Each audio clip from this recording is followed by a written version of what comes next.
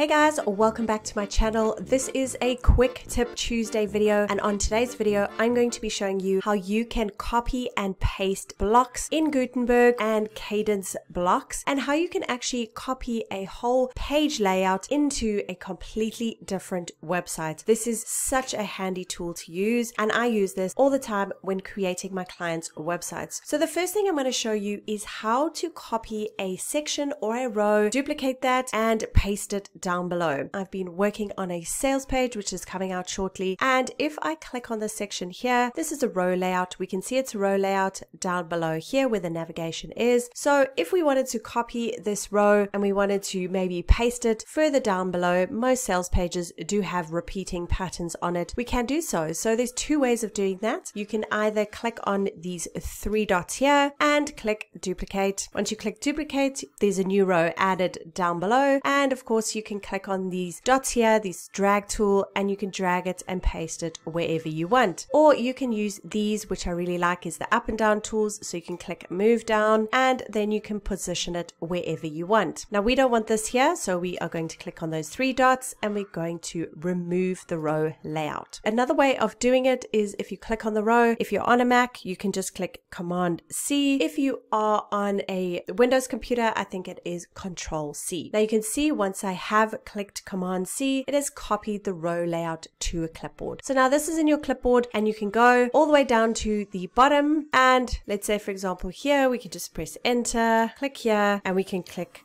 Command V, and there we go. You can see now that row layout has been pasted right down at the bottom. Okay, so we don't want that, so I'm going to click those three dots and click remove layout. So now I actually want to copy this whole sales page and I want to paste it onto a completely different website. So what I'm going to do is on this page, I'm going to click Command A on a Mac, and I think it's Control A or Shift A on a Windows computer. So it's Command A. That is then going to select everything. I'm going to then click Command C, and then I'm going to come to another website. So here I have another website I've been working on. It's a Kadence starter template that I've used, and I'm going to come here, click new, and then click page. So I'm going to create a new page, and I'm going to paste all those blocks into this page. So I'm going to come here. We can give this page a title. So let's call it sales page. And then we're going to come here, click here, and then we're going to click Command V, and there we go. There is our sales page. So if I click on preview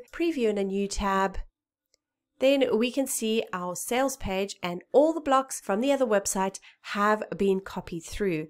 Now, the only thing that doesn't copy through is the images. The images are still on the old website. So if you want to use those images, you will need to pull those through and upload them to the media library in this new website. Another thing you might have noticed is that the colors and the fonts and all of that have changed, and that's because it's taking on the customizer and the colors and the fonts that are in the Kadence customizer.